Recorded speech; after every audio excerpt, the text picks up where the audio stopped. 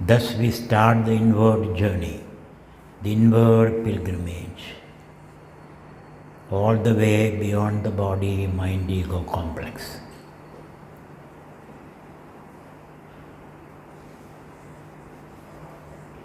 To the timeless consciousness, which is the very ground, foundation of everything.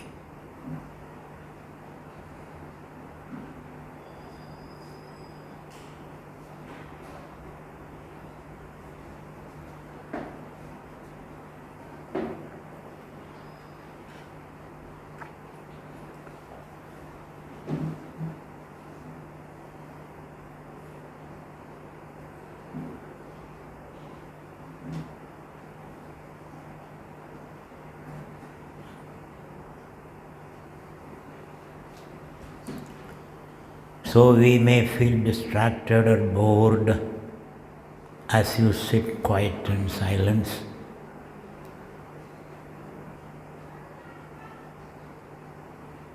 And if you feel bored and sleepy, hold the breath. Hold the breath inside. So in that state of total alertness, the spirit will manifest in full splendor as energy, enthusiasm, happiness, health.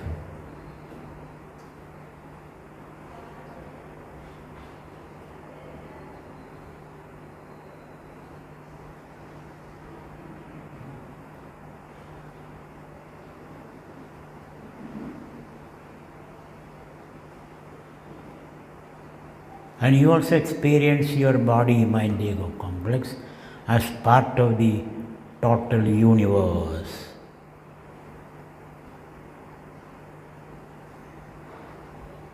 It's experiencing oneself integrally.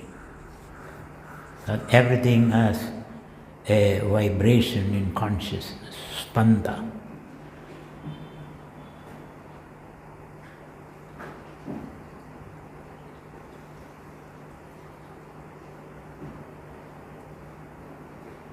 So these 5 minutes or 15 minutes of meditation will brighten your spirit, make your whole day, the whole day, a happy, fulfilling experience.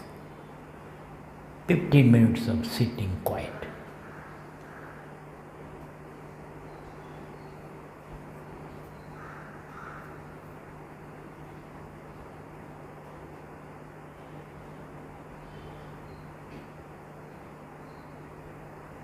So our attention is between the eyebrows, the third eye, Ajna chakra,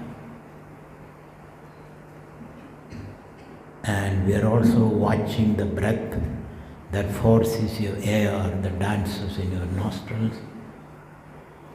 We also can feel your heartbeat and the swell and the fall of the stomach walls.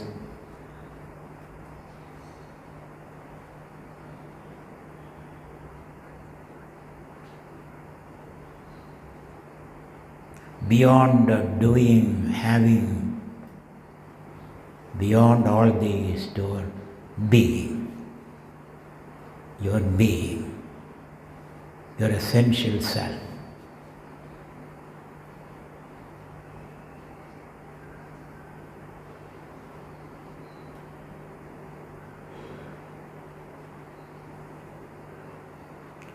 The same thing can be said, you total surrender to Ishvara. You unburden yourself at the lotus feet of Bhagavan, that universal intelligence, or at the feet of Dharma, the universal harmony.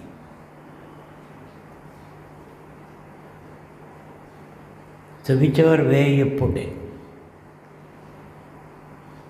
it all leads to that sense of fulfillment.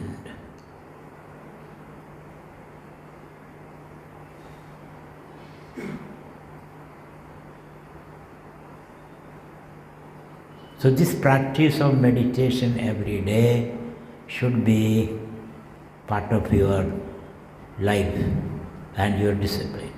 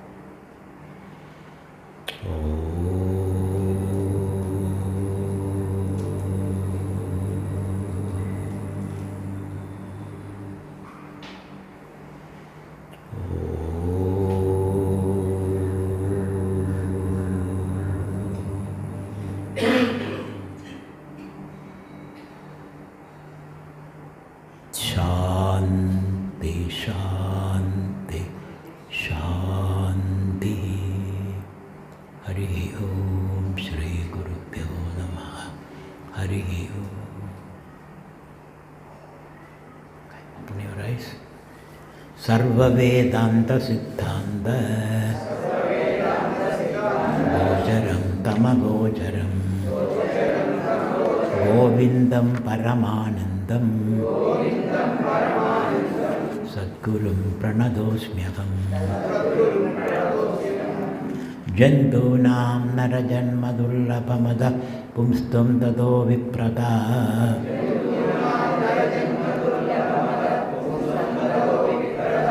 Tasmad Vaidika Dharma Marga Varada Vidyutvamasmat Param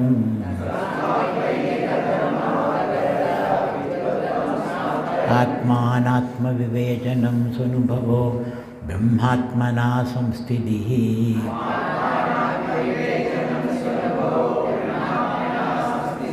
Muktirno Shada Janma Kodi Sugurdai Punnir Vina Labhyade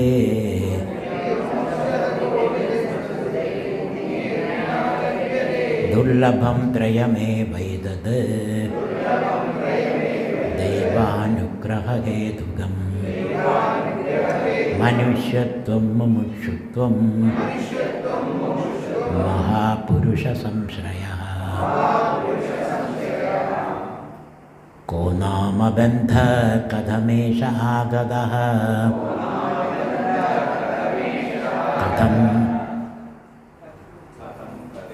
Kadham Pradishtasya Kadham Vimokshaha Kosavanatma Paramaka Atma Tayo Viveka Kathameta Duchyada.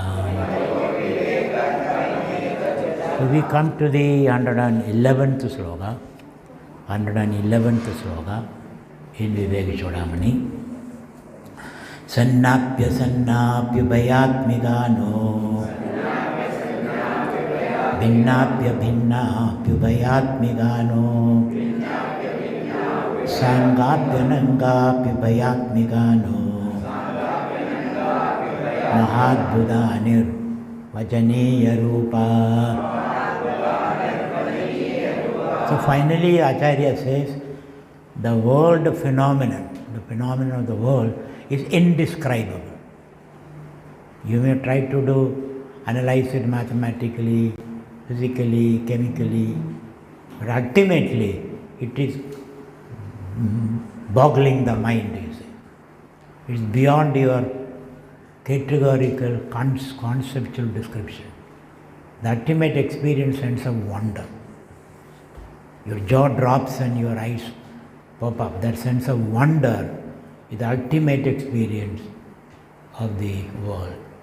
That is the experience of a scientist, a poet, a philosopher, and an ordinary human being who is not trained in this tradition. So ultimately it is a wonder. We know that there are areas, the known universe, unknown universe, unknowable universe. Certain areas we just cannot know. So those kind of wonder is ultimate experience. And that's what is said here. The Maya, Jagat, or the phenomenal world, or the world of your experience is indescribable. Ultimately it is indescribable. Okay, having said that, this Maya can be transcended. You don't have to be caught up in the Maya. You don't have to be caught up in the world. You can be free. You can go beyond by reflecting or meditating upon your real self with the help of the scripture. So Shuddhadvaya Brahma Vibodhanashya. You can transcend it by reflecting upon the Advaita Vedantic scriptures, you say. Shuddha Advaya Brahma Vibodha Nashya. Brahma Jnana can lift you from this miserable existence. So let us read that. Shuddhadvaya Brahma Vibodha Nashya. Sarpa Brahmo Rajju Vivekado Yadha. Rajastamas Sattvamidi Prasiddha. Gunastadiya Pradidai Sagari.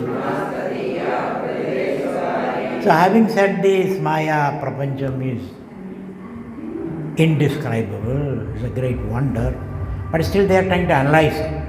Maya Prapancham is a combination of three gunas, Sattva, Rajas and Tamo gunas. So Sattva, Rajas and Tamas. So Rajas is Vikshepa Shakti, Tama is Avarana Shakti. Tamas covers the self, and then Rajas projects a false self, not the real self. It's a false. It is only a construct. It is ever changing. It is seen and experienced, that world. So Vikshepa Shakti Rajasa Kriyatmika Yata Pravritti Prasuddha Purani Ragadayo ye manaso vigaraha. So we have seen two powers of Maya. One is the Avarana Shakti. It makes you forget who you are. Kind of amnesia. We all are going through that amnesia. I don't know who I am. Then it projects something, this visible world, and I am identifying with that also. So these are the three powers, Avarana Shakti and Vikshepa Shakti. The Vikshepa Shakti's nature is being said, Raga, Dvesha, Dukkha, suffering, etc. Then Kama, Krodha. Let's read that. Kama, Krodho, Lobha, Dambhabhyasuya, Ahangareshya, Masaradhyastu Ghoraha, Dharma ede Rajasa Pumpravritti, Yasmadedad Tadrajo Bandahedu. The Kama, Krodha, etc. We have seen all this. Kama, Krodha, Asuya, Ahangara, Irshya, Matsarya Buddhi, all these are the works of Rajas in you. Pum Pravritti, Yasmadedad Tad Rajaha Bandahedu. So we identify with that. That become another bondage. Continuing. Esha Vrudirnama Tamo Ganasya Shakti Yaya Vastu Bhasadenyatha Saisha Nidanam Purushasya Samsrude Vikshepa Shakte prasarasya heduhu.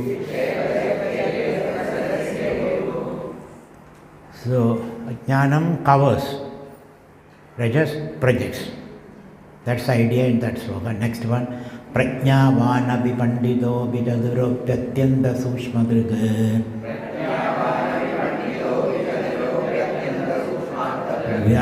Vyalidastamasa naveti bahuda sambodhido vispudam. Bhrandi arovidameva sadhu kalayatyalambane alambade tadgunan. Antaso prabala duranda tamasa shaktir mahatya vridihi.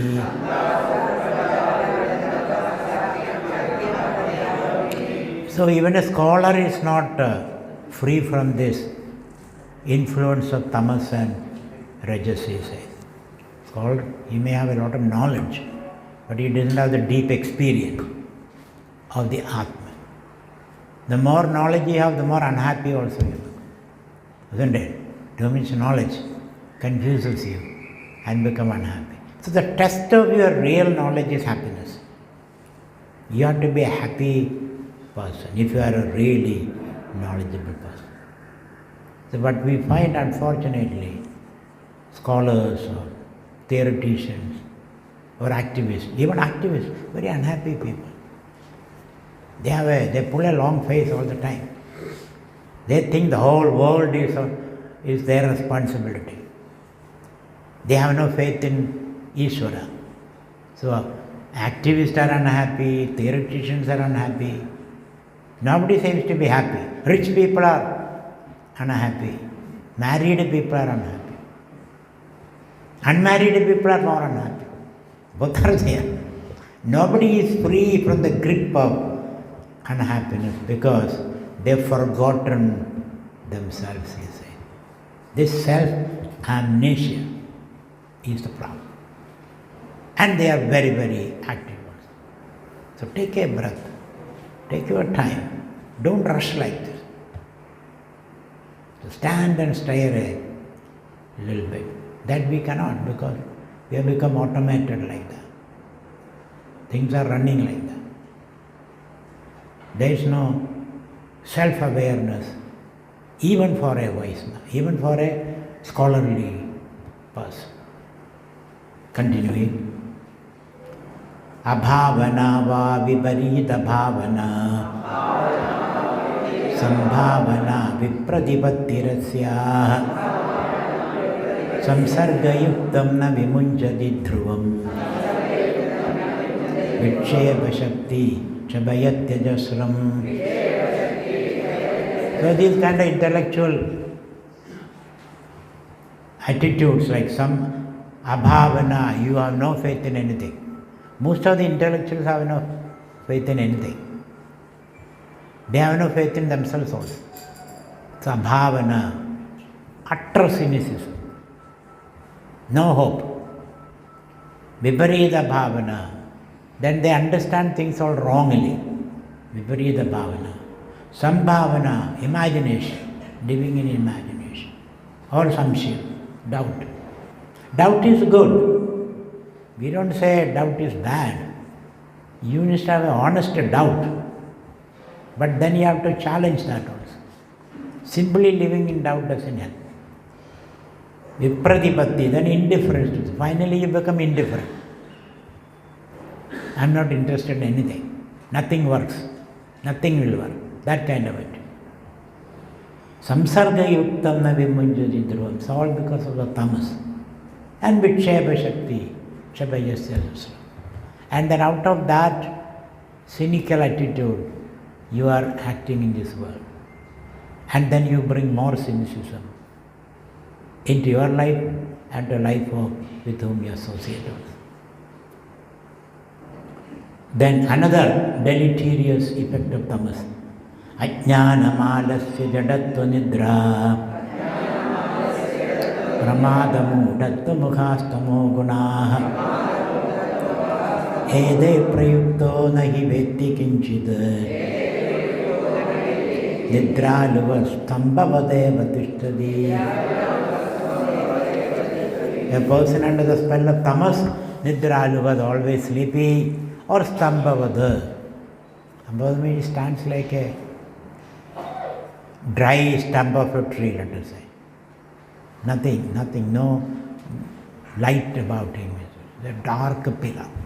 Stambhavatishta. You cannot move that person. That person is so lost. Stambhavatishta, tamas. Continuing.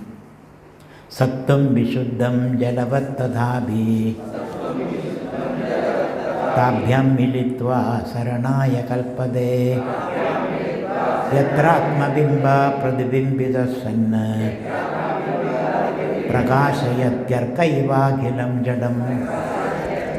So this also we have seen. How do we have these experiences now? The Supreme Consciousness, Paramatma, reflected in the sattva aspect of the mind, shooting through the sense organs, reveals the world for you. That's all. And in between, tamas and rajas also plays its role. So you don't see even the world properly. That also is distorted. You see a chair, you relate to the my chair. So the my chair creates a problem. It's a chair, that's it, period. But you add that mine also.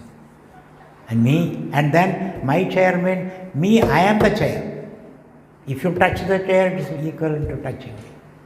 It goes to that extent. This way, you don't see the world as it is. You see the world as you are, as they say. You see the world as you are. If you are depressed, everything is depressed. If you are elated, everything is elated. So you don't see the world as it is.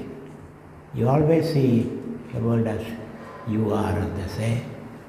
Then, Mishrasya Sattvasya Bhavanti Dharma Amanidadya Niyamayamadya Shraddha cha Bhaktischa Mumukshudacha Devi cha Sampatti Rasan Vritti. So when the mind is overwhelmed by tamas and rajas, have these discipline, the 20 values, 27 values, or the Bhakta's values, 12th chapter, or the 2nd chapter, Chittaprajna values. So we have to practice those values. Do something. Practice some discipline. Organize your mind. That's what the Rishi says. Now when the sattva is predominant, these are the marks. What are the marks of predominant sattva? Vishuddha sattvasya guna prasadaha swatmanubodhi parama prashandihi tripti praharsha paramatmanishta yaya sadanandarasam samrichadi. The Vishuddha Satya, when the Sattva is predominant in the mind, Swatmanubodhi, Prasada, you feel cheerful, you get an access to the Spirit, the Atman, Parama Prashanti, lasting peace, Tripti, satisfaction, Praharsha, energy, Praharsha, Paramatmanishta, abide in the self, Yaya Sadanandarasam Samrichadi. As a result of that, you get Sadanandam, not Kadachit Kanandam. At this point, Anandam is Kadachit. Occasionally you are happy, and then you are unhappy. Instead of going through that roller coaster, a Sattvic person, they are constantly happy, he says, constantly energized. Continuing, all this we have seen. Avyaktameda trigune niruktam tatkaranam nama shariram atmanaha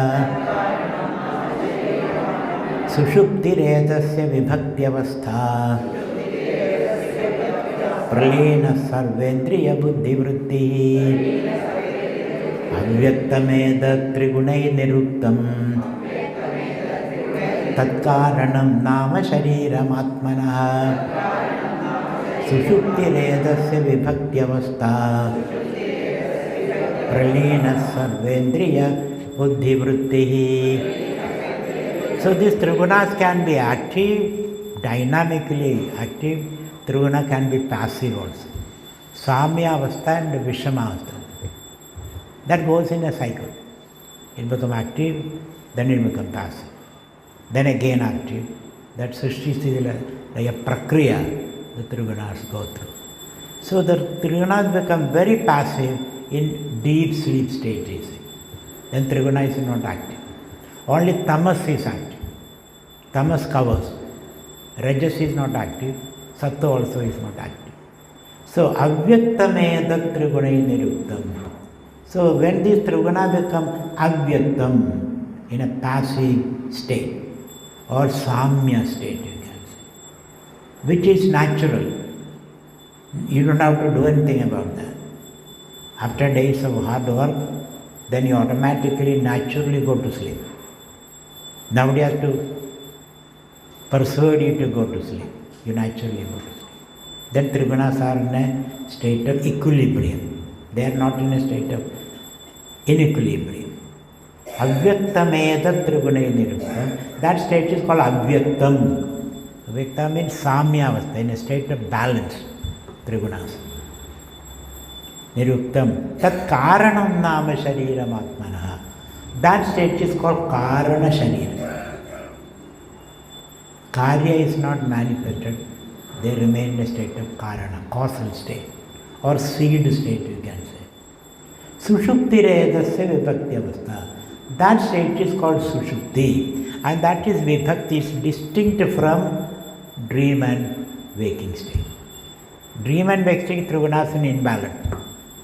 But deep sleep state, Triguna is in perfect balance. Sushupti redasya vibhakti avastha. Pralina sarvendriya buddhi vritti. In that state, in Sushupti, all sense organs are inactive. Organs of action, organs of perception, all are inactive. Of course, those who sleep near you, you may hit him by your leg in the deep sleep state, but you don't know that. There is no other activity in the Sushupti. Is it not our experience? So in the dream state, mind is active. In the waking state, mind and sense organs are active.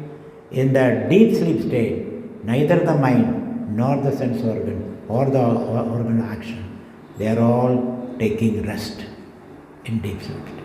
And we all go through this state. So 8 hours we are working, 8 hours we are sleeping, 8 hours we are doing other things. Maybe caring for yourself. That's how you spend your time. 8 hours for yourself. You are not working. Maybe you are doing some exercise. Maybe you are taking a bath. Maybe you are eating. Maybe you are reflecting. 8 hours. 8 hours you have to work. 8 hours you have to sleep.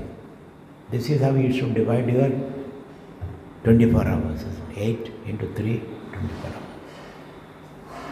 So, sushupti redasya vibhakti avastha. Pralina sarvendriya buddhi vritti. At that time, you are not active at all. Then you are very happy also. In deep sleep, you are very happy. So we have seen what is the source of happiness in deep sleep. It is not an object. It is not your children. It is not your spouse. What is the source of happiness? Atmani, the Sarupanandam. But you don't know that. That's the only thing. I don't know the happiness in the deep sleep state is my own spiritual or Sarupananda. That we don't know. And that is the true source of happiness. Even a Vishayanandam is nothing but a Sarupanandam, a trickle of your Sarupanandam. What happens in Vishayanandam? Let us analyze. Vishayanandam means, okay, you desire a cup of coffee. You wake up in the morning, then you desire a cup of coffee. When you desire a cup of coffee, you are displaced from the self. Your attention is on the coffee, not on the self. So there is a displacement or a disturbance. Mind is disturbed. Like when you throw a stone in a pool of water. Coffee or tea or whatever. Then you are displaced, you are distracted, you are alienated from yourself, you are thrown out of yourself at that stage. The coffee takes you out of the self. Then you got a cup of coffee, let us say. When the coffee comes, temporarily you are free from that desire. Other desires are standing in line. After coffee you need something else, something else, something else. But there is a brief period when there is no desire in the mind. When there is no desire, again the mind collapses into the self.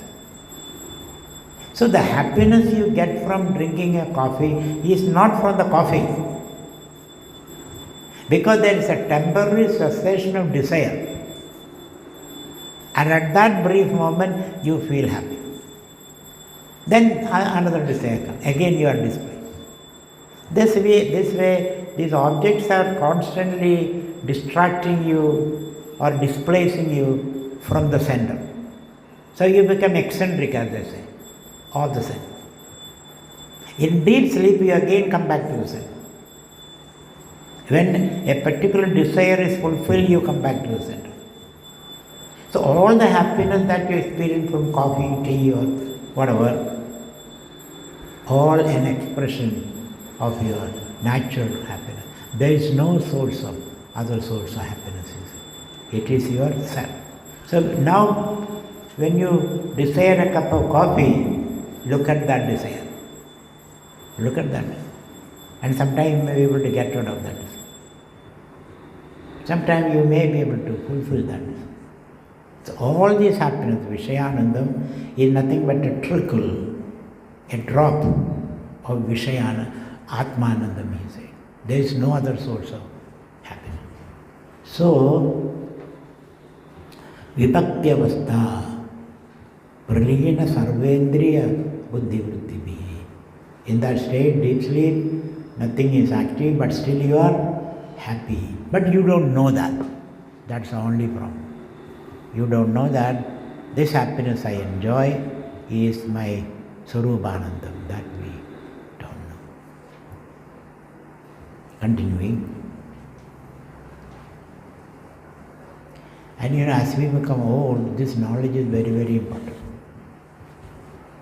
Young man, of course, he has got energy and he can run around and fulfill his desires. But after 60, our ability to enjoy the world also decreases, isn't it?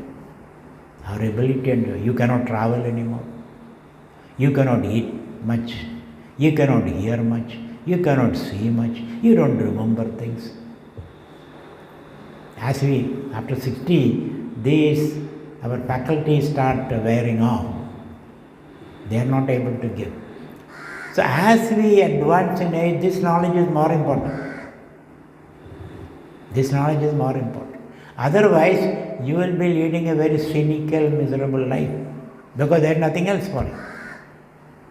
That is why in the Varnashrama Dharma, after 60, you must go to the forest and look into your own mind. So far you have been looking into the world outside. The world has no meaning for you now.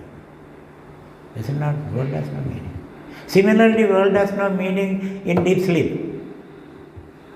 World has no meaning after 60. World has no meaning in deep sleep. World has no meaning as you look into the prospects of leaving this body, the final exit. The world has no meaning. The world is only a temporary disturbance for you. 90 years or 120 years. So as we advance in age, this knowledge becomes more and more important. So, otherwise we wonder what's the point in meditating upon the Atman, then the world is more important. For a young man maybe, the world is more important because he has to encounter the world and learn from the world and become wiser as we encounter. By 60, if he is not wise, then what's the point, he says? By 60, you must know that my essential nature is the Atman, I am immortal, I don't die. My happiness is my own nature, I don't have to get it from outside. This understanding becomes very, very important for us. Continuing. Sarva prakara pramiti prashanti Bijatmana vastidireva buddhe Sushuptiratrasya kila pradidihi Kinjit na vedmiti jagat prasiddhe Sarva prakara pramiti prashanti Bijatmana vastidireva buddhe Sushuptiratrasya kila pradidi Kinjit na vedmiti jagat prasiddhe. So to understand life in its full complexity, we have to collect data not only from the waking world, we also have to collect data from the dream world and so to the sleep world. With the waking world data alone, we will not be able to understand the world or life. We have to have dream data also. What happens in dream? Where are we in dream? What is the kind of world you experience in dream? Similarly, the data from the deep sleep also. What is happening in deep sleep? Where are we in deep sleep? Why are we happy in deep sleep? Why are we unhappy in the waking world? All the three data from these three sources are important to understand life in its wholeness. Otherwise, knowledge will be partial. So here, very interestingly, what is your deep sleep experience? Kinjit na vedmiti jagat prasiddhe. The last line. In deep sleep you say, Kinjit na vedmi, I knew nothing.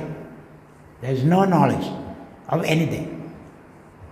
Of course, there is no knowledge of self also. But there is no knowledge of the world at all. World is completely wiped out from your experience.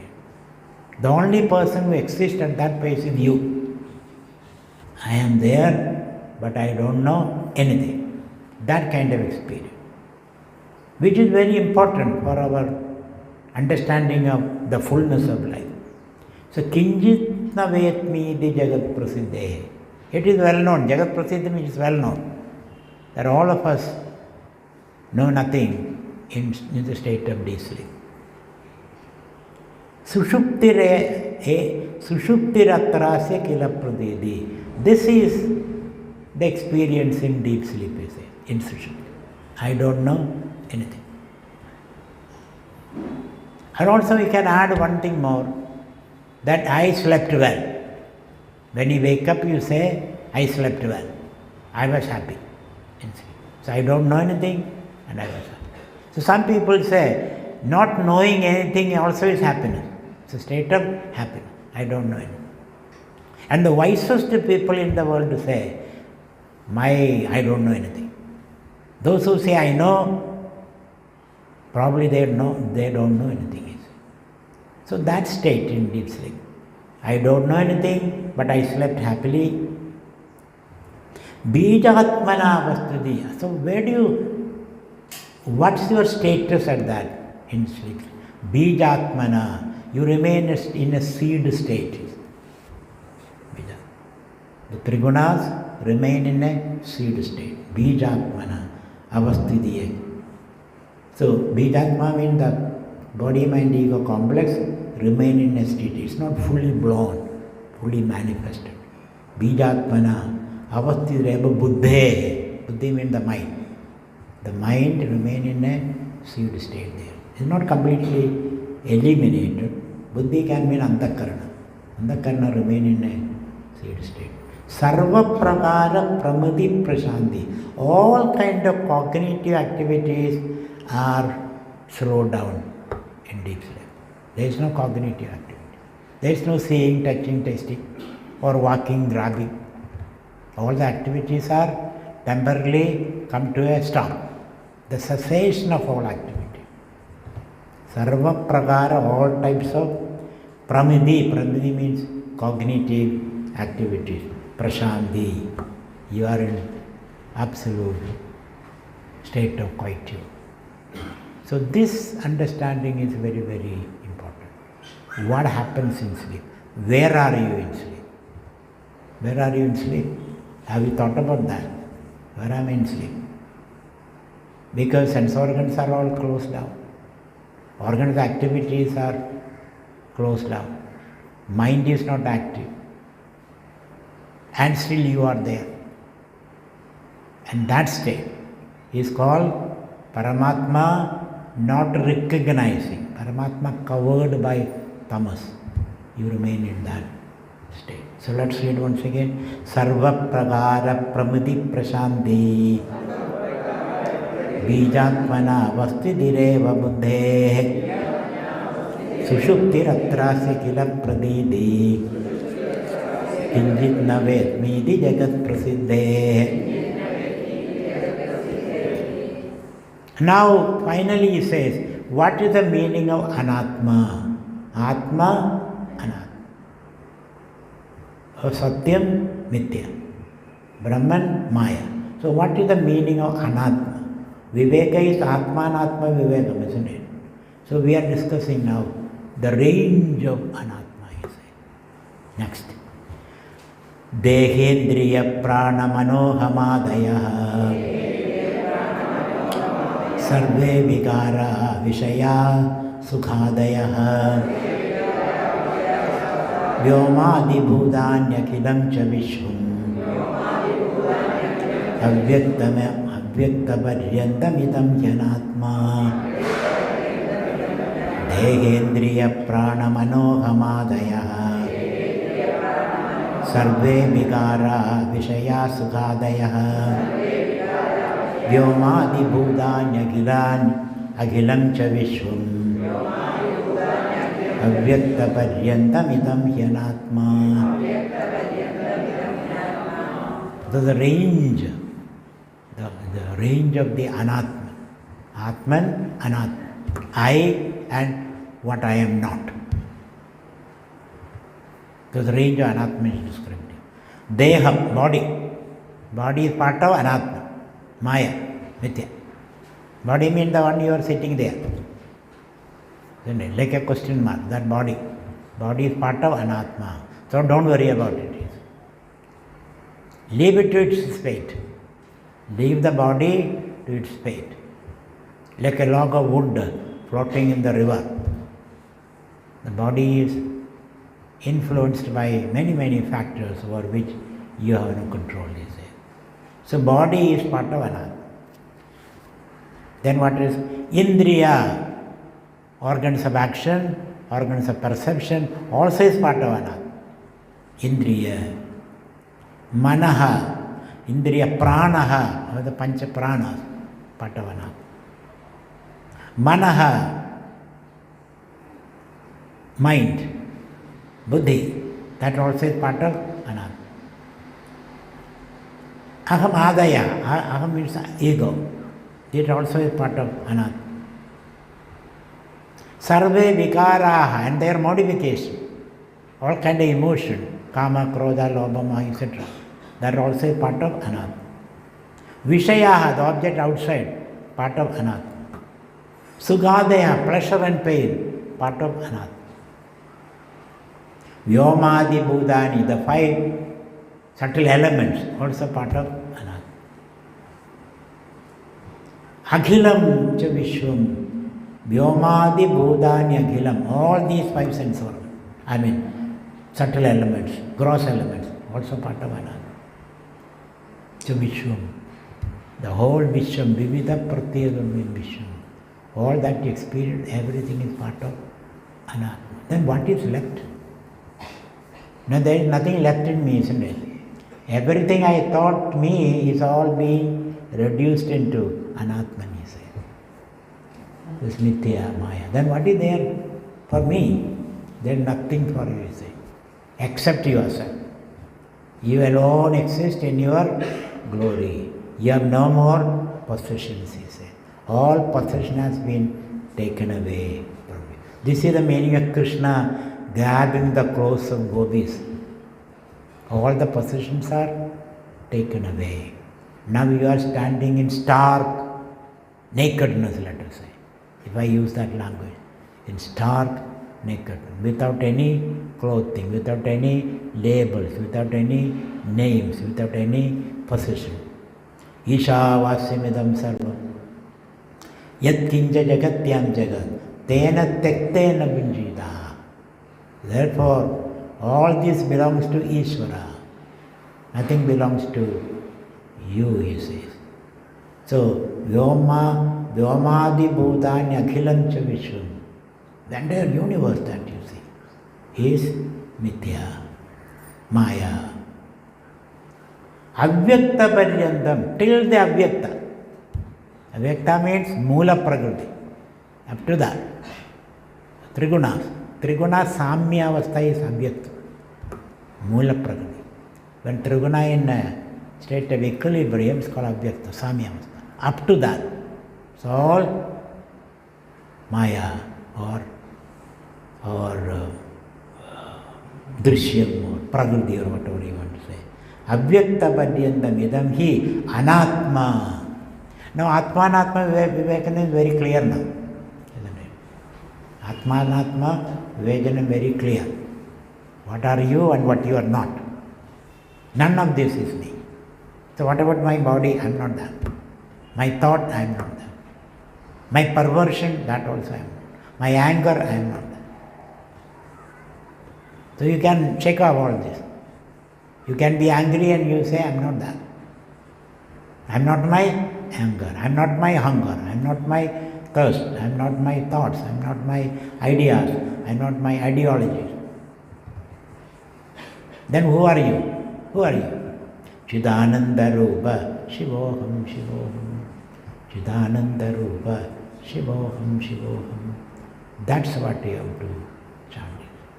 So in this mantra, Om Namah Shivaya, I offer to Shiva, then I say I am Shiva. This looks a little counterintuitive or counterfactual. What we experience is that we are mortal. What we experience, we see the world. We experience that I have the body. But you are none of this.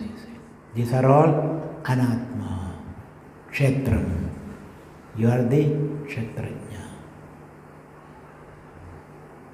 And kshetram is defined in the 13th chapter of Bhagavad Gita, isn't it? Kshetra is defined, same thing. Definition find in that chapter. Mahabhudarnyahangaram, avyaktam evacha, indriyani dashem egamcha, panchajendriya bhojana. The 13th chapter is described there. So, there is a very radical view of the self. Generally, self is understood as body, mind, ego complex. Or there is one self behind the body, mind, ego complex, a finite monad kind of self. Even that is being transcended. It's a very radical view of the self. You feel a little dizzy when you read this. I am none of this. So let's read it once again. Dehendriya prana manohamadaya sarve vigara vishaya sukhadaya vyomadi bhudanya gilam cha vishwam avyakta paryandamidam yanatma.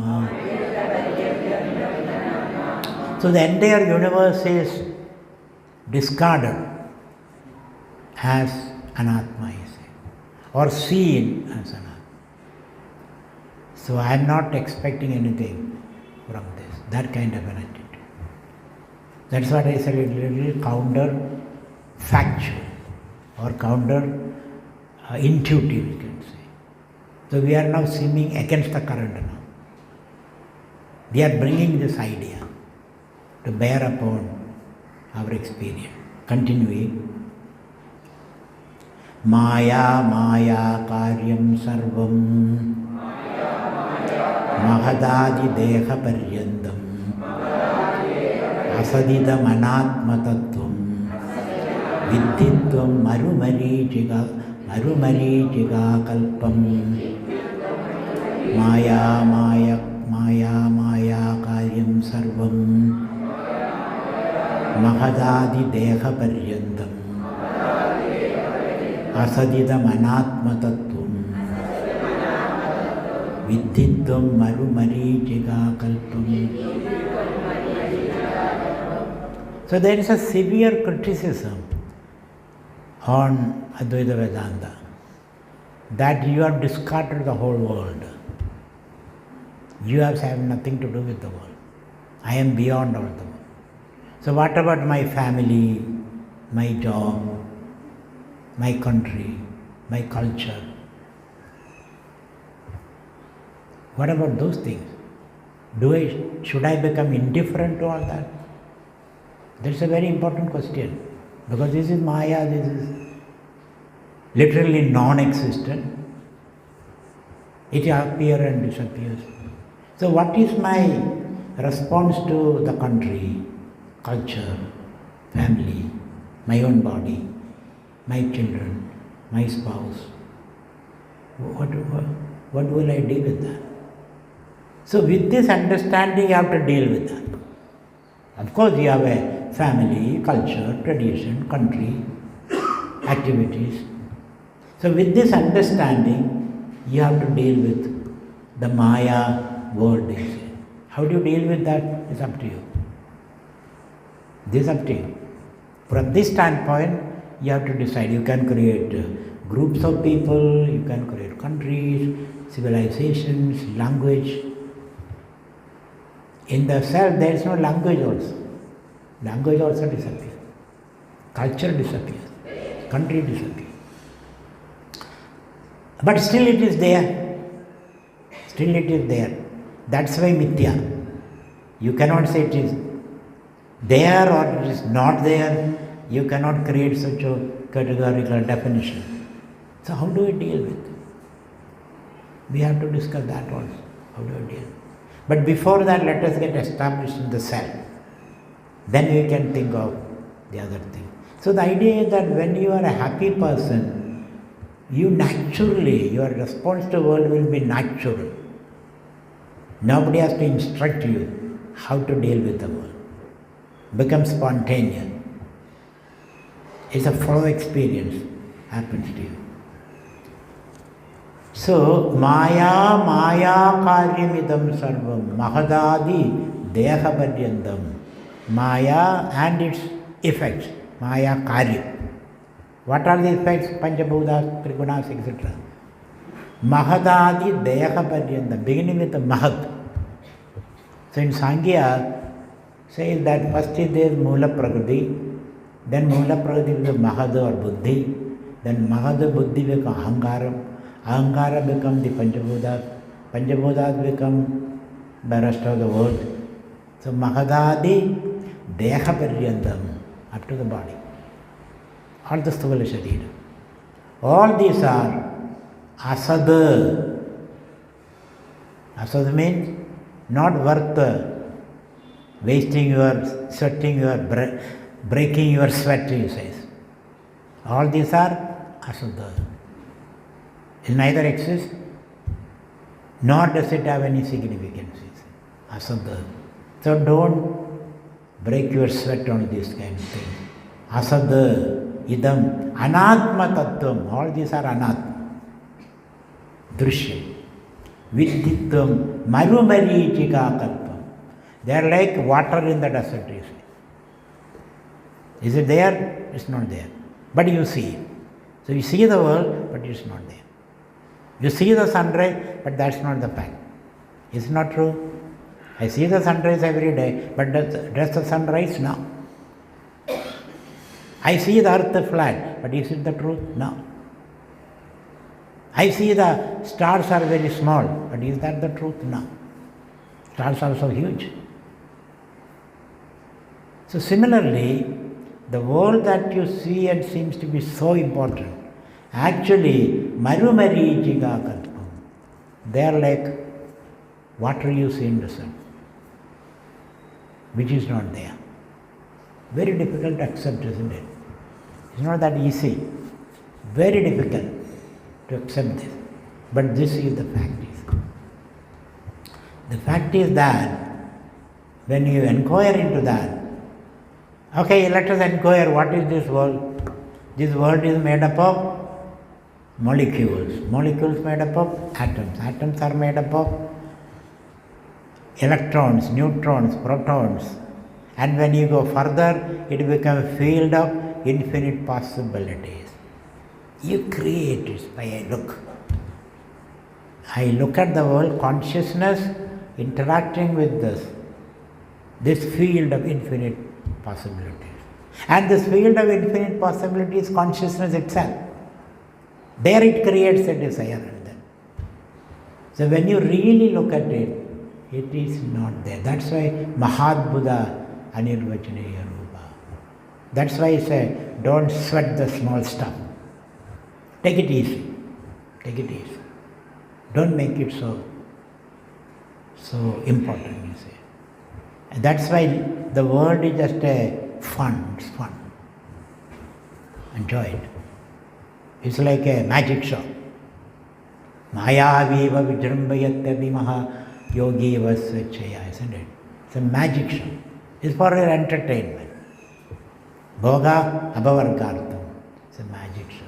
Don't make it so serious, you see. Just relax. Just have fun. Maya karyam sarvam mahadadi deva paryantam. Asada idam anatma tattvam viddhitvam marijika kalpam. It's like the water that you see in the desert. Continuing. Then tell me, sir, what is the truth? What is exactly the truth? Is there any truth at all? The Buddha said there is no truth. It's all void, there's nothing. There's nothing. Everything is momentary, constantly changing. Kshanigavad, Shunyavad. Buddha said there is nothing.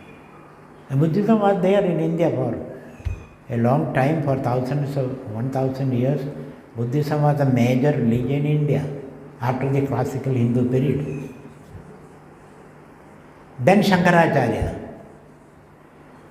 came and he is Guru. They asked the Buddhists, okay, you say everything is Shunyam, but who is saying that? Who is saying? I am saying that you must be there. Hearing this, Buddhists left India. They went to China.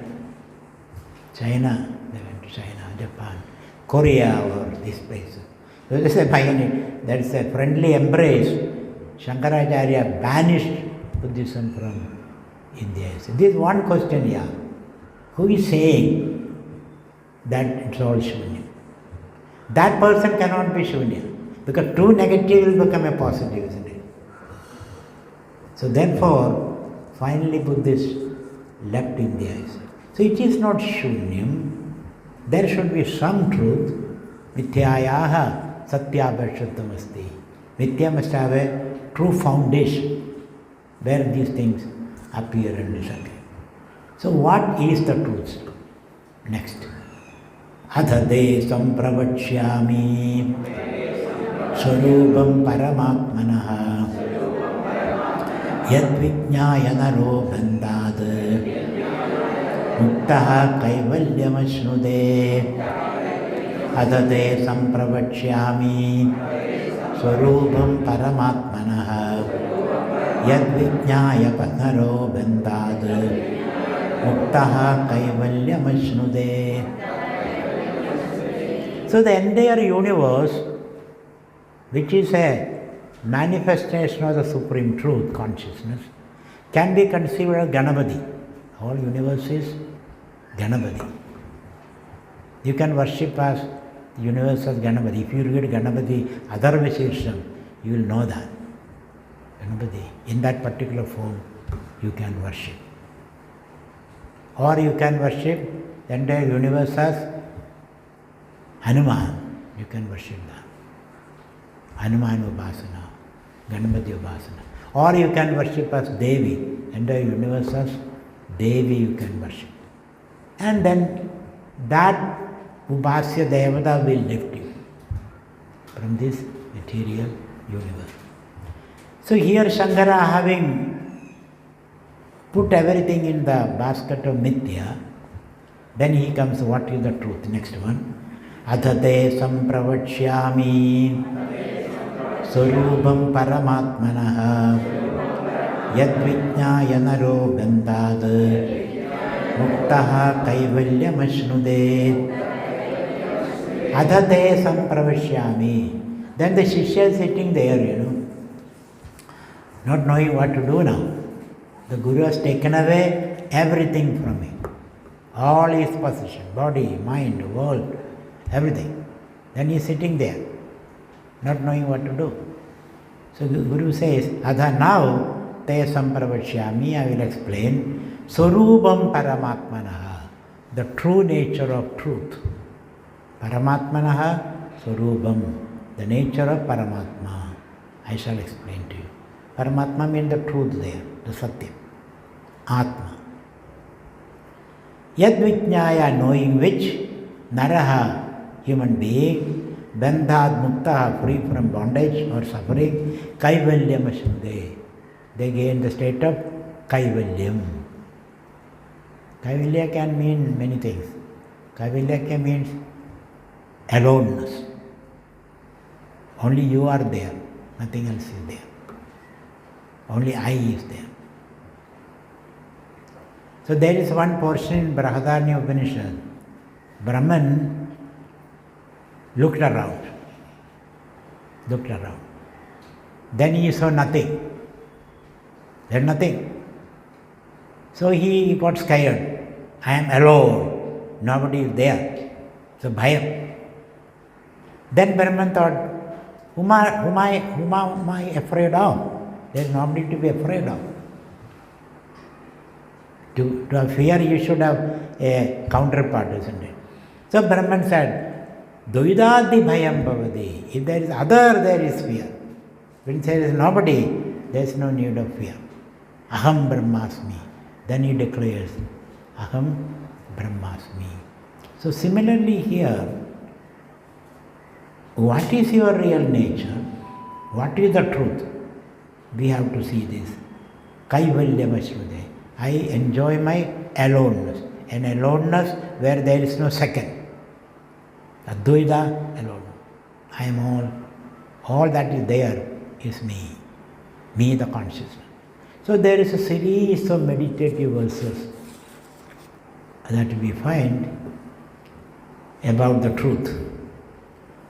Asti kaschit swayam nityam aham pratyaya lambanaha avasthatraya sakshi sanna panchakosha vilakshanaha asti kaschit swayam nityam aham pratyaya lambanaha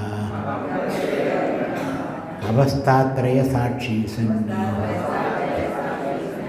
panchakosha vilakshanaha. In our search for truth, we turn to ourselves. I have already explained it earlier. In the whole world of experience, there is only one experience which is lasting, constant. The rest are all inconstant. For example, you see the speaker. How long will you see the speaker? For another 1.5 hours, isn't it? Thereafter you go. So in all your experiences, what is constant is I experience. The rest are all changing, inconstant experience. Even your children, all the time you don't see them. But you cannot get rid of yourself. You are always there. So that I experience is the only constant, invariable experience. The rest are all indubitable, invariable, constant experience is I experience. All others are changing experience. Even your body in deep sleep you don't experience. Your mind in deep sleep you don't experience. But you are there. Aham ahamiti sakshat atma rupena vadi. That aham experience is constant. So asti kaschit swayam nityam aham pratyaya lambana. The aham pratyayam, I thought. I thought has a reference. Lambana means got a reference. What is the reference is the atma. So the I thought is constant, it never changes. So aham pratyaya lambana asti kaschid swayam nityam. It is nityam, it is eternal, constant, indubitable. Asti kaschid swayam nityam aham pratyaya lambana. So asti become asmi there. There is and I am that. There is no other truth. That is the only truth. Asti kaschid swayam nityam aham pratyaya lambana, which is referred by aham pratyayam, the I thought. From the I comes I thought, isn't it? About me. I am. And this I, avastatraya sakshi, is the witness of all the three states of consciousness.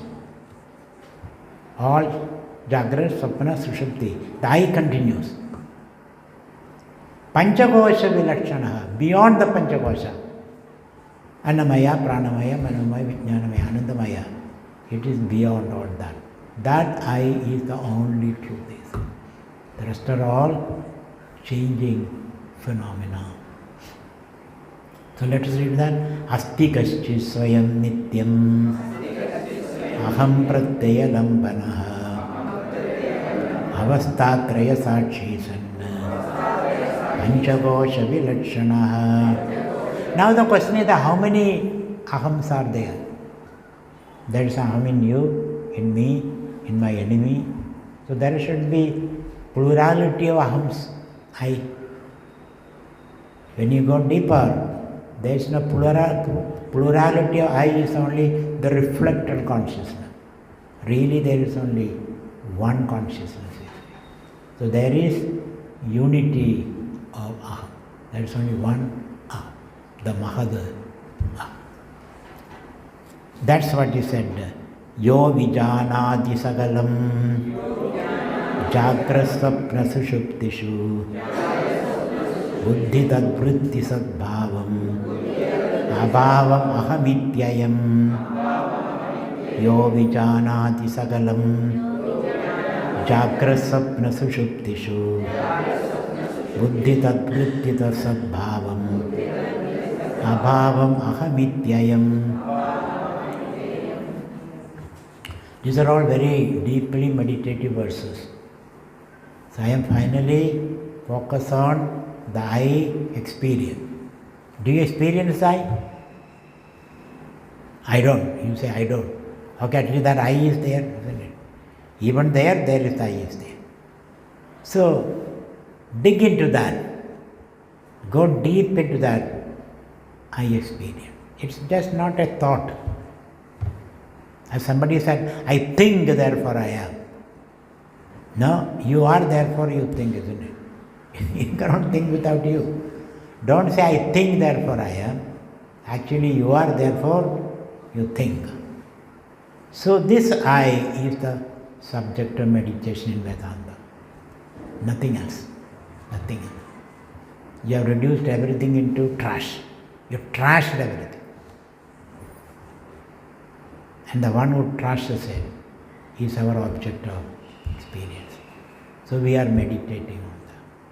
That I have several dimensions. The limited I, the limitless I, the big I, the small I. Many types of I's are there. A collection of I's, the VI. So when you are listening to me now, is that small I. When you understand what I am saying, then you go to the big I. Then this small I can keep changing. It's a basket of small I's. Now you are a listener. When you go home, you say the same thing to your spouse. Then you become the speaker eye, the listening eye, the silent eye.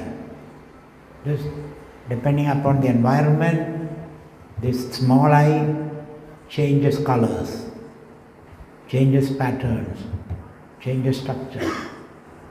So there's a small eye, collection of small eyes. There's a transcendental eye, which we are meditating.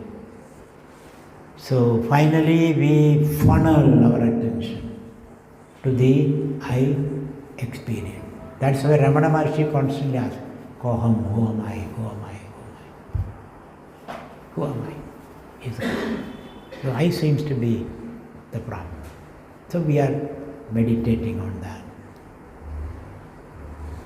So one thing is that Avastatraya Sashi. I continues in all the three periods of experience. These states change. Jagrat yield to Swapna, Swapna yield to Sushupti, Sushupti yield to Jagrat again. It's keep on changing. But you are there. Continuing. Yo vijanahati sagalam jagrat sapna sushuptishu. One who experienced the jagrat sapna sushupti, buddhi tadvritti sadbhavam abhavam cha. And the one who witnesses the mind and its various activities and its absence. In deep sleep, mind is absent. In the dream world, mind is active. In the waking world, sense organs are active. And one who witnesses all this. This is what you do in meditation, as I told you. In meditation, you are watching the mind. You are watching the activity of sense organs. You are watching the world. And you become a big Sakshi, observer, watching everything. So that way you go closer to the I. So buddhi, tad vritti, the modification of the buddhi as you interact with the world or compelled by memories, isn't it? How does thoughts arise? There are 2-3 sources. One, you encounter the world, then a thought arises. Or memories get activated. That's why when you close the eyes, memories get activated. So mind undergoes this modification. All these are illuminated by the self, experienced by you. So buddhi, tadvritti, sadbhavam, abhavam cha, and the absence of mind in deep sleep. All these are witnessed by I. So that I is the center. This is what Sutre Manigana Iva, like a thread connecting all your experience. So buddhi, tadvritti, sadbhavam, abhavam cha, ahamidi, I am. This Atma is experienced as aham, I, jnana. Don't you say jnana in Malayalam? All the time you say that, isn't it? All the time. You cannot even write a sentence without that. Sometimes you use indirect sentence. Sometimes it's a Swami went there. That's the indirect sentence. Instead of saying I, you objectify the Swami.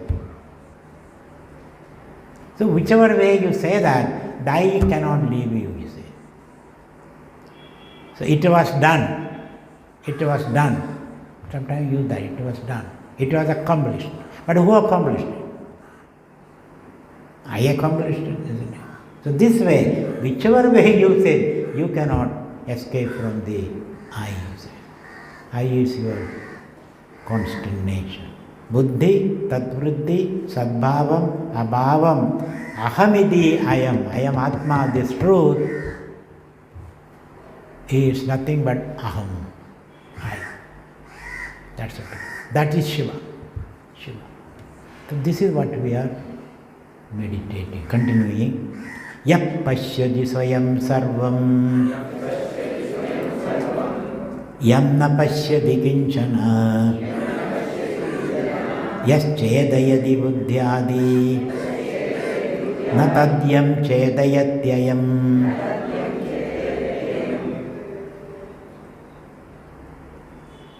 So yap pashyadi swayam sarvam. One who sees everything, perceives everything. Yam na pashyadi kincha. Nothing can perceive that. How is that? This Atman perceives everything, but nothing can perceive that. This is like the Muslim woman, you putting that parda. She can see everybody. Nobody can see her faces. So Atman is like the parda wearing Muslim woman. She sees everyone, but nobody can see her. So yaha pashyadi swayam sarvam. It sees everything. Yam na pashyati kinchana. Yam atmanam na pashyati kinchana. Atman cannot be objectified. Atman objectifies everything. That's your nature. Yes, chedayadi buddhyadi. And it activates the buddhi, mind, etc. Mind is active in its presence. So Atman perceives the thought. Thought cannot perceive the Atman. No kind of thought activity. No kind of intellectual activity can understand the Atman, you say. So, yat chedayadi buddhyadi na tad yam chedayadi ayam. Ayam Atma is not chedayadi, is not objectified by buddhyadi. Mind cannot objectify it. It can objectify it. It can see everything. Nothing can see the Atma. That is the nature. So let's read that. Yap pashyadi swayam sarvam. Yam na pashyadi kinchana. Yaha chedayadi buddhyadi. Na tad yam chedayadi ayam. Meaning, ayam Atma. Tad na chedayadi. This Atman is not activated by the buddhi or observed by the buddhi. That's the nature of the Atma. Continuing. Yena vishwamidam vyaptam yam na vyapnodi kinchana abharubamidam sarvam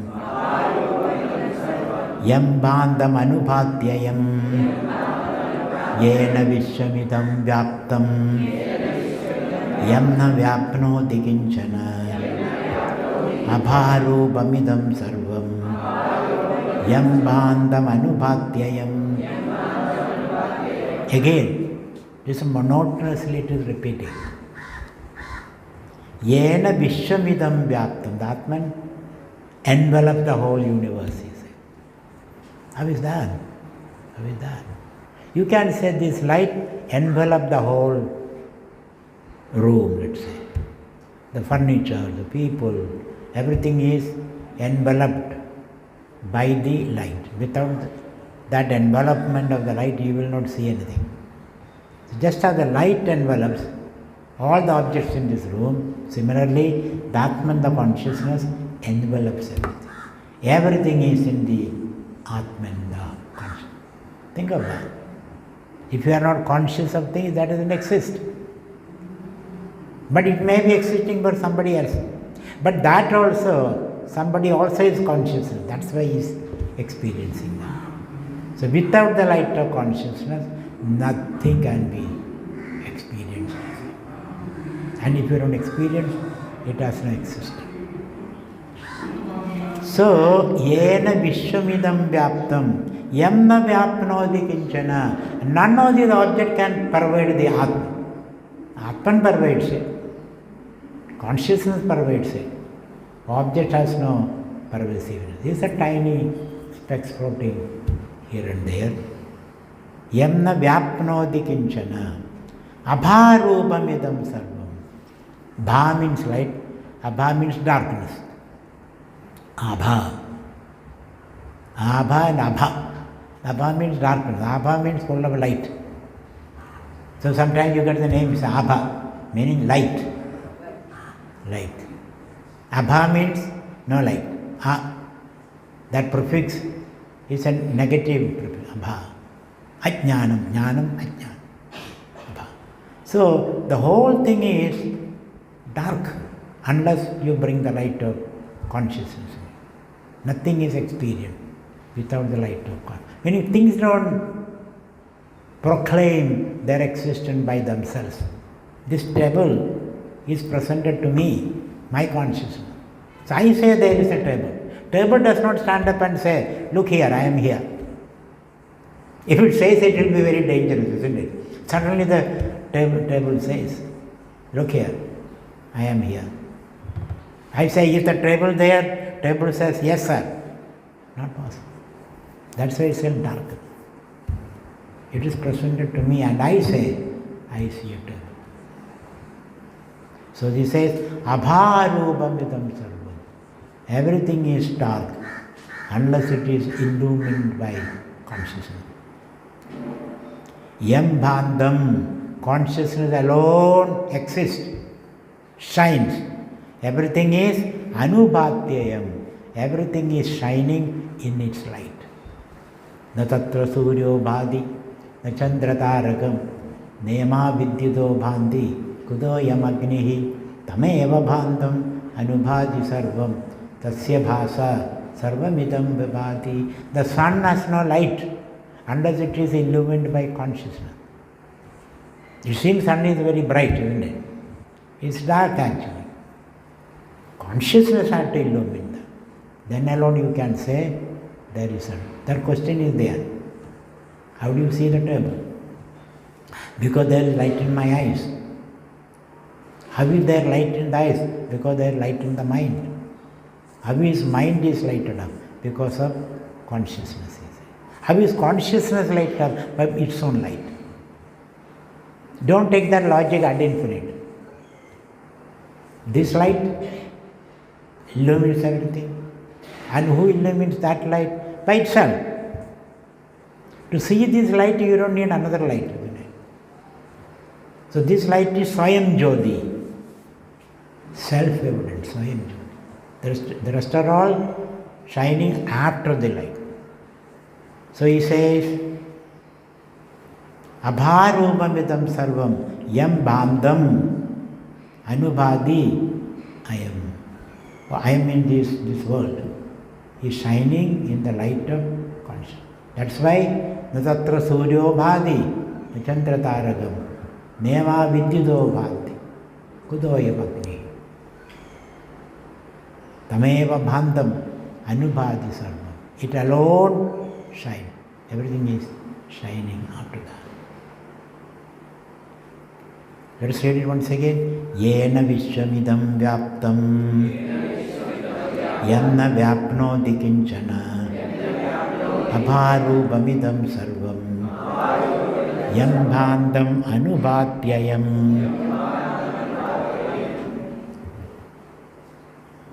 Continuing.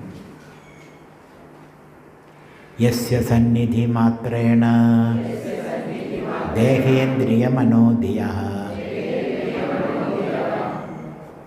Vishayeshu sukiyeshu vartande prerita iva yasya sannidhi matrena dehendriya manodiyah Vishayeshu sukiyeshu vartande prerita iva.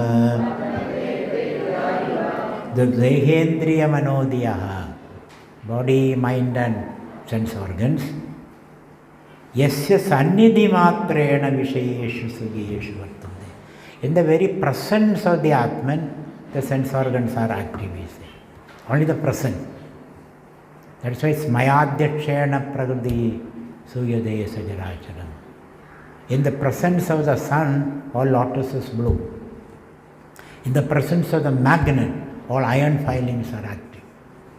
Similarly, the presence of the Atman, everything becomes active.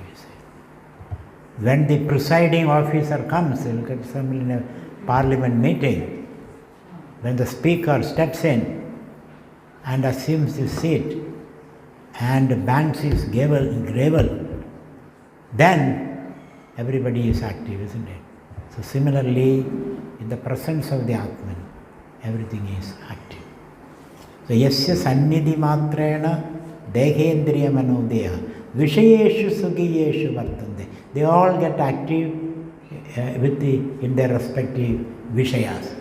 Eyes perceive form, ears perceive sound, skin perceive touch, taste perceive, tongue perceive taste, all of them become active. The Upanishad it is said, Bhayadasya Agnitabadi.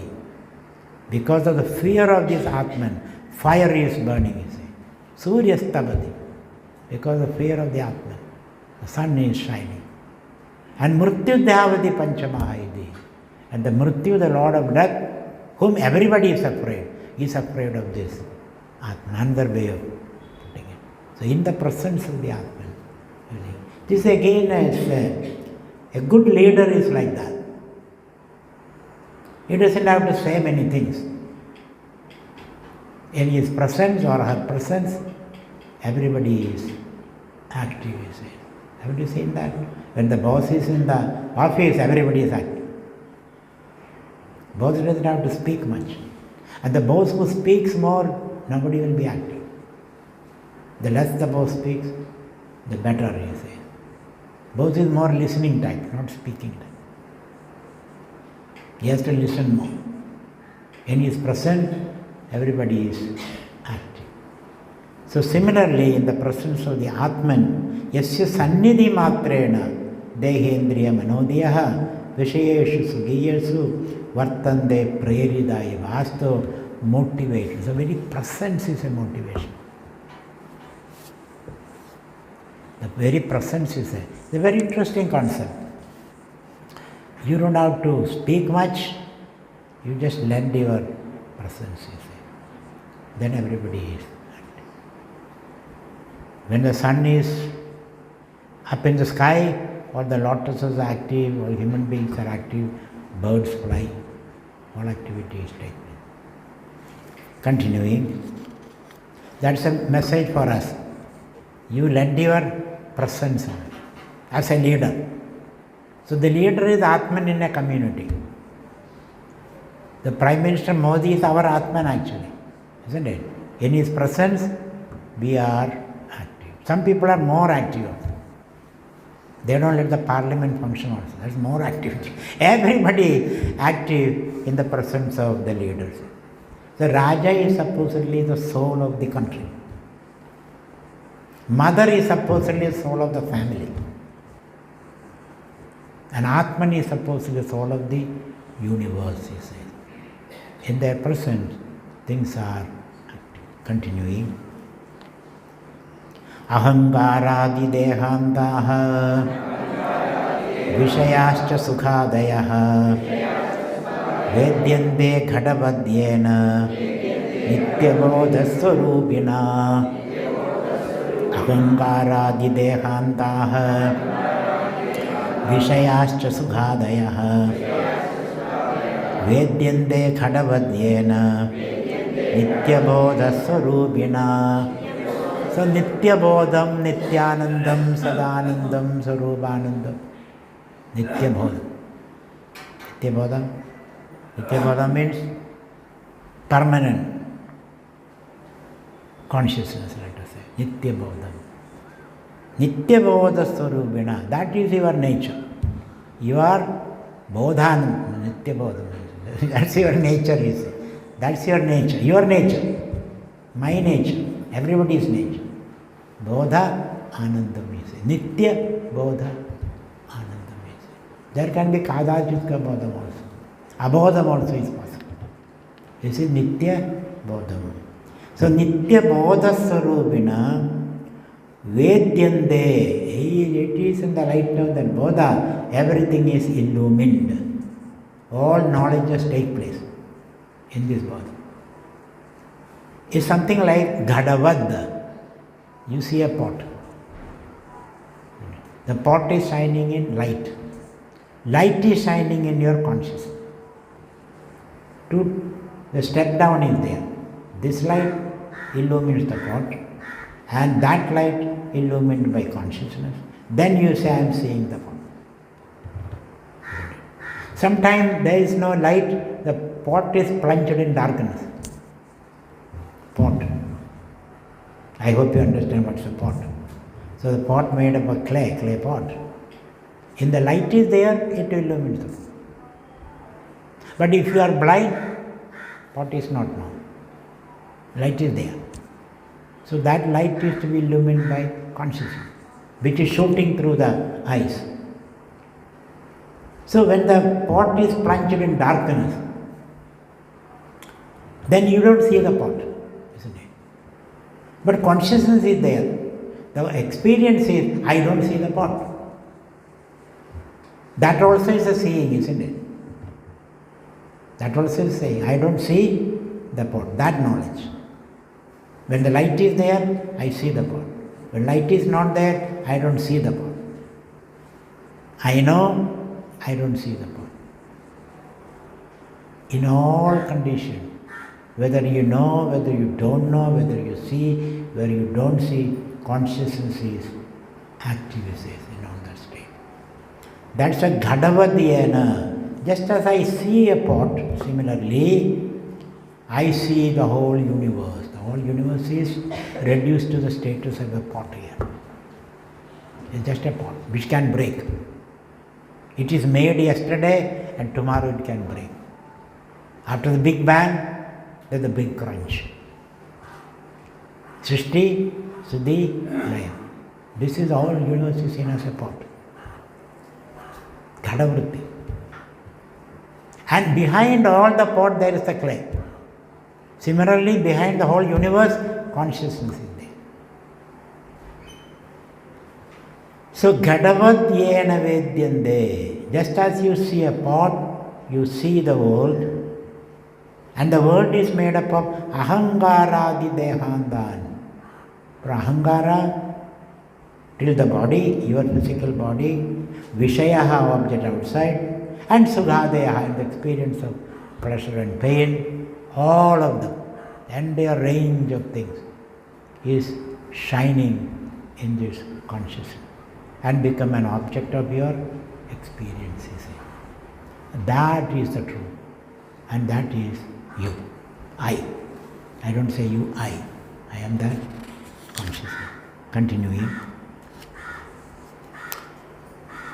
I think it's very clear to us, it's at least intellectually understood that everything is shining in consciousness.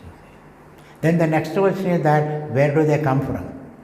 These objects, Big Bang, Big Crunch, where do they come from? Where do the waves come from? From the same water, isn't it? Where do the waves come from? Same water. So where do the world come from? It's a mode in consciousness. It is a disturbance in consciousness. The world is a disturbance actually. It's a carbuncle. It's like a bump on your forehead, or a pimple on your. World is a pimple on Brahman space, is it? Consciousness. That's it. So, Eshondaratma Purusha Puranaha Nirandara Khanda Sukhanubhudihi Sadaiga Rupa Pradibodha Matraha Yeneshida Vakasavascharanti.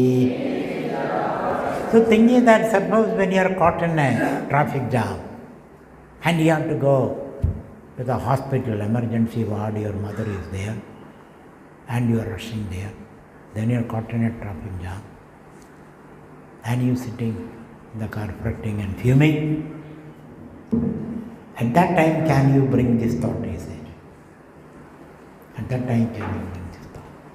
The whole thing, the traffic and the road and the ICU and your mother is lying in ICU. All of them are nothing but a wave in consciousness. Can you bring that? That's a challenge. That's a challenge. If you don't bring, suffering. If you bring, there is no suffering, you say. So reducing everything as like a pot. So,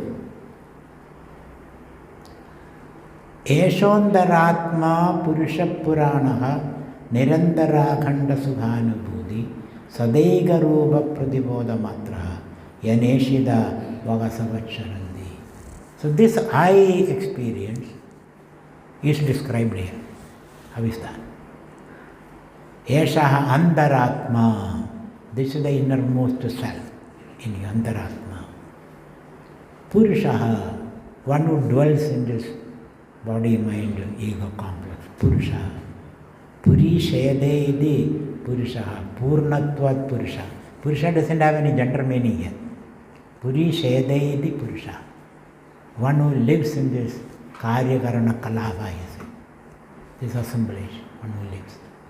Or Purayadi Sarvam, one who fills everything. That also is called Purusha. So Andaratma, Purusha, Purana, Purayavanavam, always young. This Purusha is always young. Nirandara Khanda Sukhanubhudi. This Purusha nature is Nirandaram, continuous, Akhandam, unbroken, Sukhanubhudi. Experience of bliss. When you hear it, you feel you are missing a lot, isn't it? I never knew this. I never knew this. My nature is Akhanda, Nirandara, Sukhanubhudi. I never knew that. And I spent all my life in cribbing, crying, complaining, feeling miserable, blaming, criticizing, waiting for that heaven, waiting for that promised land, fighting. This is how I spend my life. I never recognized this. It's a big loss, big loss. So Nirandara Akhanda Sukhanubhudi, that is my nature, which I never recognized. I have been going around like a beggar.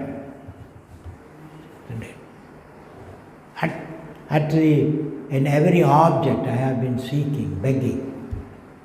I never knew. My nature is this. Nirandara Akhanda Sukhanubhudi. Sada Ekarupa. I don't break up. I don't disintegrate. The Atman doesn't break up or disintegrate. Sada Ekarupa. Pradibodha Matra. Pradibodham, bodham, every experience pushes me back into myself. Every thought, I become aware of my nature. Every thought, every encounter, every experience. Without that Atman, I cannot experience anything. So Pradibodha Matra, bodham prati, I shine, he says. Yaneshidaha Vagavacharandi. Because of his presence, Vaga Asavacharandi, organs of action, walk, Asavaha, the prana, everything function in the presence of this Atma. I never knew that. I never knew this is my nature. I feel betrayed. I feel fooled. I feel I lost a lot of joy. Don't worry, he says. Once you realize this, as second chapter, Esha Brahmi Sthiti Partha Nainam Prapi Vimukati Titvasyam Andagale. Even in the last stage of your life, if you realize this, you get with retrospective effect. You realize, I never suffered. It's not that I suffered, now I am free. The realization is, I never suffered. I only pretending I suffered it. It was only pretense, a play act. I never suffered. That is the knowledge. So you get with the retrospective effect, he says. I never suffered it. But then I saw, last year when I saw you, you were crying and beating your chest and then. That was only pretense. I was just acting like that. No, I was just acting like that. So Nirandara Khanda Sukhanubhudi. Sada ega rupaha pratirupamatraha yen ishidaha vagasavasharandi. The whole karyakarana kalava, speech and pranas, etc. function in the very presence of this Atman. So our daily experience will be, in the midst of all these problems are there. Problems are there. In the midst of all the problem, you can be calm, like in the center of the stove, it's all quiet. So quietly, calmly, you deal with it. You don't add to the problem. Your presence, problem becomes solutions. Problem becomes solution. You don't have to act much. You don't have to speak much. Few words are enough. Few words are enough. Few gestures are enough. So you economize. Your energy is economized. You don't unnecessarily waste your energy. Your very presence is enough. When the sun rises, everybody is active. So this is a good leadership model also. As a mother, as a father, as a president or a leader of a company, speak less. Lend your presence. Walk around. Lend your presence. Speak less. Listen more. Thus you are able to, this is called the play, Leela Nyaya. With the least effort, you can create maximum result. Least effort.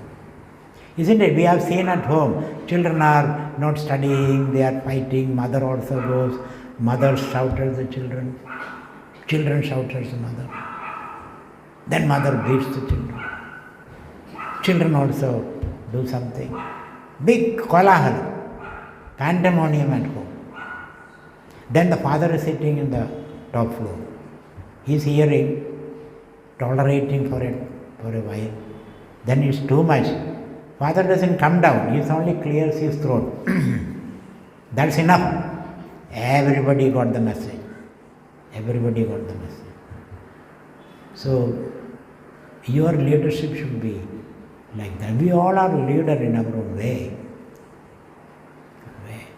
Our mind itself is a parliament.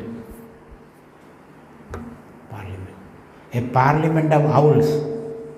Have you heard that expression? A parliament of owls. A murder of crows. Crows is called a murder. Parliament of owls. So when the mind is crowded, then you must bring the consciousness into it. Look at the mind from the standpoint of consciousness. Then your mind will be relaxed. Just look.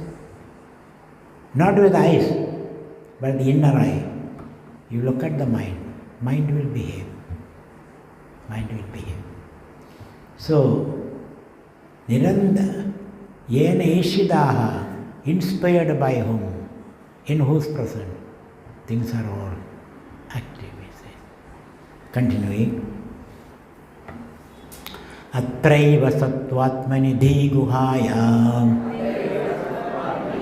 avyagridatma avyagrida akasha guru prakasha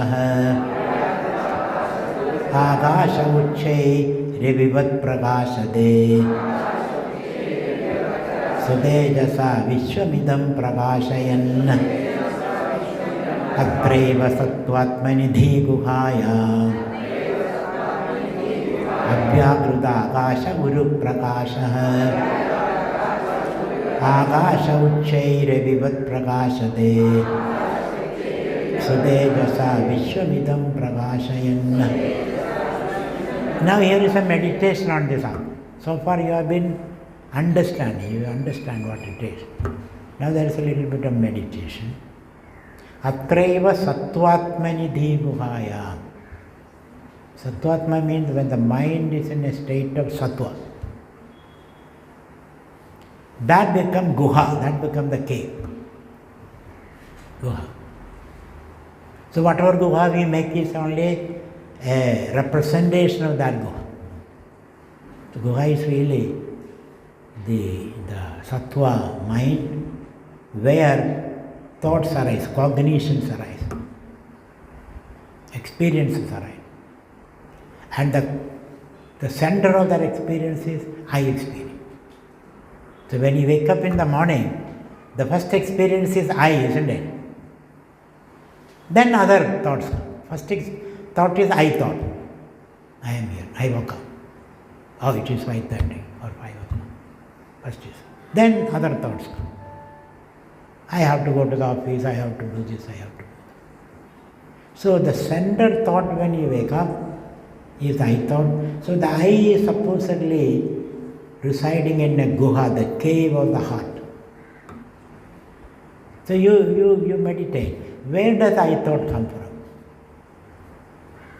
When you meditate, you come to a point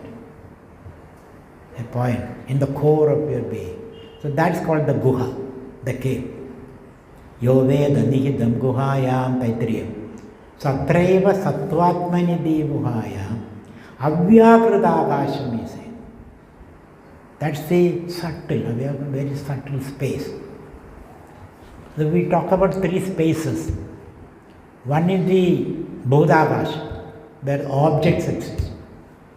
Other is the chittagasham, where thoughts exist. Other is the chidagasham, where the I exists. Three spaces. Chittagasham, chidagasham and bodhagasham.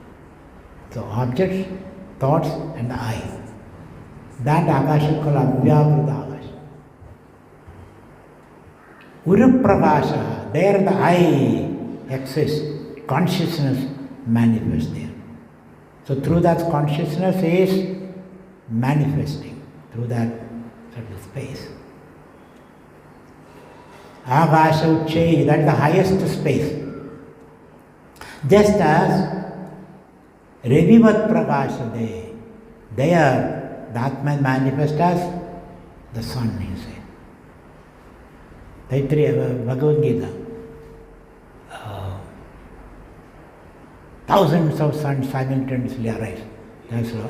Divi Surya Sahasrasya Bhavaya Yugapaduddhida Yadiva Sadrishi Sasyat Vasastasya Mahatmana. So the Atman's shine is more than thousands of suns shine. That's a way of explaining that. So, Avyakrudagāsha Urupravāsha Agāsha Uchehi Revivat Prakāshade Sadejasa. And that light is not borrowed from anyone. That is pure light, pure consciousness is here. So Sadejasa Vishwamidam Prakāshaya. So the self manifesting through the buddhi, shining the mind, the theatre of the mind, through the sense organs, illumine the whole world. This is Vedantic theory of perception. It is the self which is perceiving, illumining things. The others don't have any idea how this perception happens. They can explain what happens in the brain and all that, but how does that experience happen? Science has an explanation. And these days we know the machine can do everything, but machine has an experience. It can do things much better than you and I can do, but it has an experience. Poor machine has no experience. So there is something, an X factor, which determine or account for the experience, the felt experience. So that's why we are introducing consciousness as an independent datum. So let's read it once again. Atraiva sattvatmani devuhaya avyakrita akasha guru prakasha akasha uchere vivat prakashade sodejasa vishwamitam prakashayan. It's not the borrowed light. Sodejasa. So finally we are arriving at the I experience. I experience pointing to Satchidananda Atma. That's how we are experiencing it. Okay, so we'll stop here. This is a lot of information for you. Lot of information. Mind-boggling information. And you can feel sleepy and angry also sometimes. There's so much information. So let us try to unclutter all this in the meditation.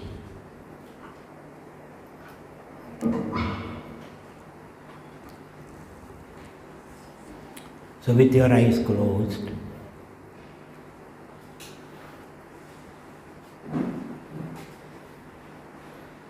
so that what he said was, so there is a Atman which is self-luminous, conscious as an independent datum, not a product of brain processes. Consciousness is fundamental. It shines through the sattva mind, through the sattva of the mind, then illumines the theatre of the mind.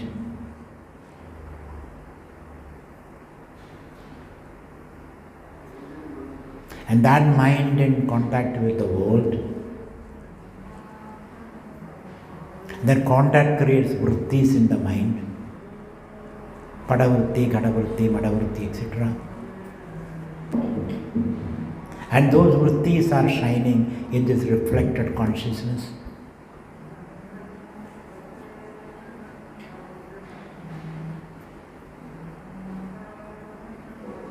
So reflect on all those processes.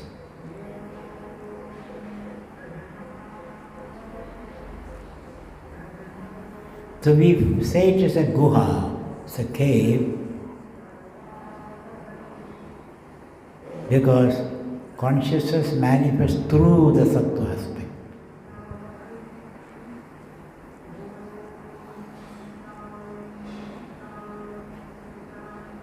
So here is the mental space and the physical space. Physical space, objects exist. Mental space, thoughts exist.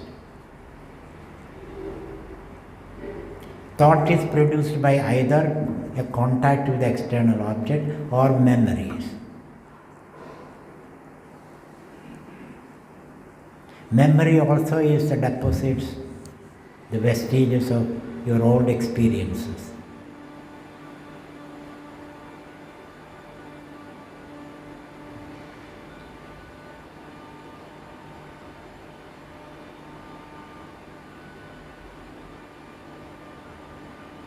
So the pure consciousness, Atma, Paramatma, conditioned by the mind, Sattva mind, become Jivatma. And the Jivatma experiences the outer world as well as the inner thoughts.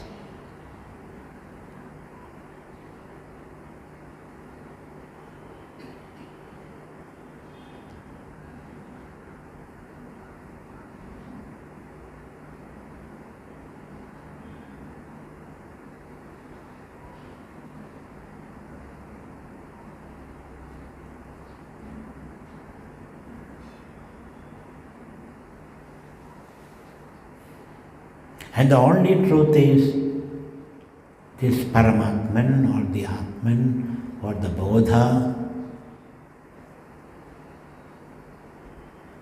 The rest are all appearance and disappearance in the substratum of consciousness, which is Maya, Mithya, Prakriti, etc.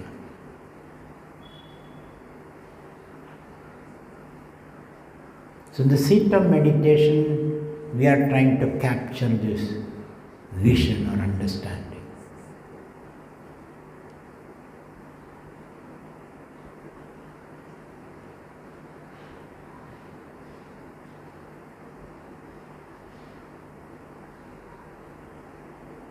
So you see the entire process. Atman, conditioned by the mind, become Jivatman, and the light in the mind shooting through the sense organs, gathering experiences, are responding to the world through 5 sense organs, all in the presence of the Atman.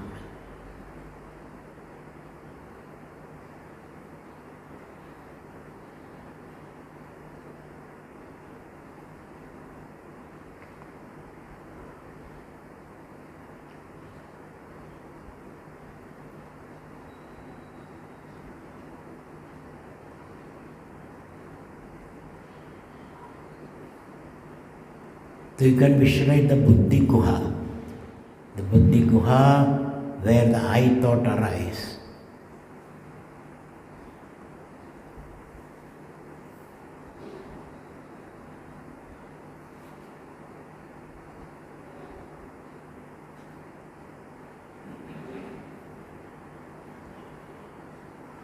So Sat Pratyaya Kinno Vihaya Santam Hridyesha Chindarahito Kritakyah Katham Smaramattamameyamekam Tasya Smriti Tatra Dridhaiva Nishtha. Sat Pratyaya Kinno Vihaya Santam. So without this consciousness, I thought cannot arise.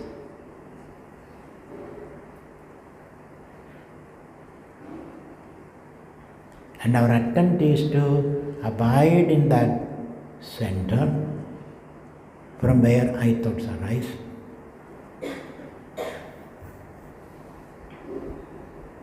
And remain as pure I. Aham ahamiti sakshat atma rupena bhati.